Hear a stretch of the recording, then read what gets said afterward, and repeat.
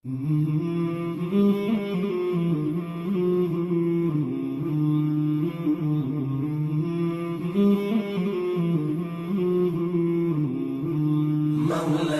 صل وسلم دائما. Assalamualaikum warahmatullahi taala wabarakatuh. Bismillahirrahmanirrahim. Alhamdulillah. Wassalatu wassalamu ala Rasulillah. Amma ba'd. Kita akan membicarakan sesuatu mengenai dengan parenting ataupun keibubapaan. Kita mulakan dengan melihat kepada satu kata-kata dalam bahasa Inggeris, iaitu the hands that rocks the cradle will rule the world. Saya ulangi, the hand that rocks the cradle will rule the world. Yang bermaksud tangan-tangan yang menghayun buaian mampu menggegarkan dunia. Saya ulangi sekali lagi, tangan-tangan yang menghayun buaian mampu menggegarkan dunia. Kata-kata ini merupakan satu fakta, tuan-tuan dan puan-puan.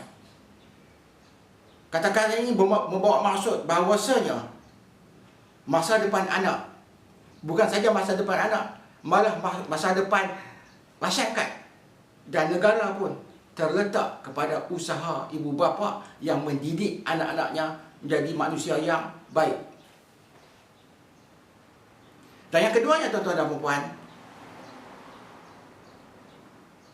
tangan yang menghayun buaian mampu menggegarkan dunia ini, mari kita kaitkan dengan ayat Al-Quran surah Ar-Rum ayat 41, di mana Allah Subhanahu wa taala berfirman, "Zaharal fasadu fil barri wal bahr bima kasabat aydin nas." Shadaqallahul azim.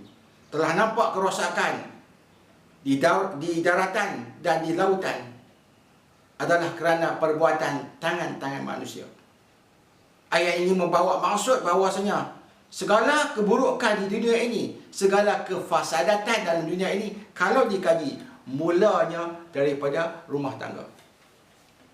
Oleh itu, tuan-tuan dan puan-puan, kita perlu faham bahawasanya peranan ibu bapa mendidik anak-anak supaya menjadi manusia berkualiti, beriman, perkasa adalah dalam bahasa Inggeris dia katakan of paramount responsibility, satu tanggungjawab yang cukup penting. Bayangkan, tuan-tuan dan puan-puan, apa akan jadi kepada sebuah negara kalau ibu bapa tidak sedar bagaimana pentingnya peranan mereka mendidik anak-anak. Bayangkan, tuan-tuan dan puan-puan, apa akan menjadi kepada sebuah negara kalau ibu bapa memandang remeh peranan mereka sebagai ibu bapa. Oleh itu, tuan-tuan dan puan-puan, hari ini saya nak mengajak tuan-tuan dan puan-puan berbicarakan satu tajuk yang berbunyi untuk menjana zuriat yang perkasa. Tajuk pembincangan kita hari ini ialah untuk menjana zuriat yang perkasa. Tuan-tuan dan puan-puan yang saya hormati sekalian, mari kita lihat kepada surah An-Nisa ayat 9. Surah An-Nisa ayat 9. Allah Subhanahu wa taala berfirman, wal yakhshal ladina law taraku min khalfihim dzurriyyatan dhi'afa. Dan hendaklah manusia itu takut kepada Allah sekiranya mereka meninggal di belakang mereka zuriat yang lemah. Ini ancaman Allah kepada kita, tuan-tuan dan puan.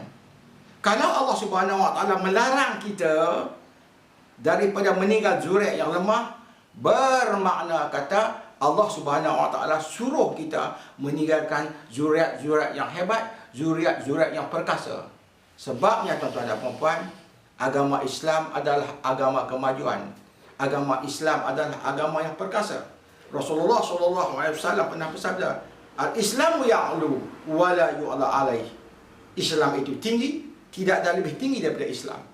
Umat Islam dalam Al-Quran disebutkan sebagai khairul ummah.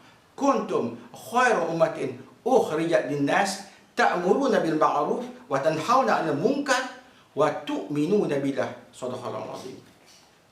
Oleh itu, tuan-tuan dan puan, adalah menjadi of paramount importance, amat penting bagi setiap ibu bapa mendidik anak-anak mereka supaya menjadi anak-anak yang perkasa.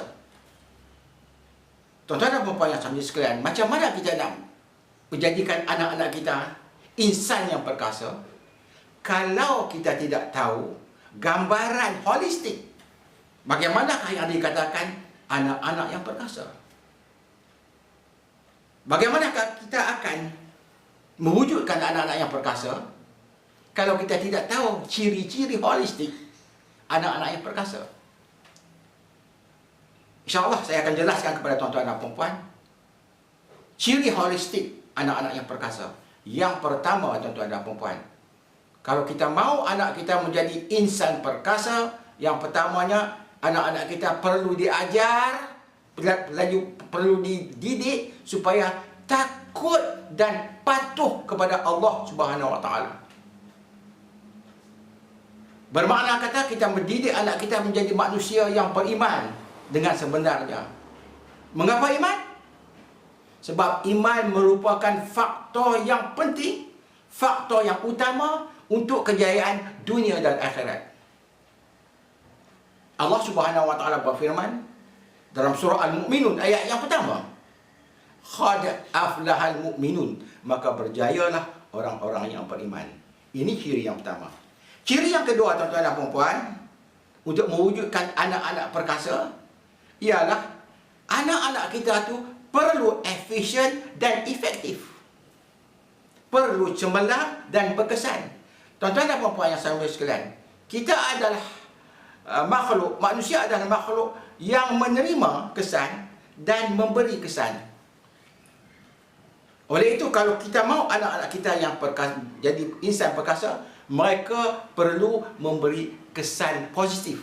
Setidak-tidaknya kepada diri mereka sendiri dan setidak-tidaknya kepada keluarga mereka.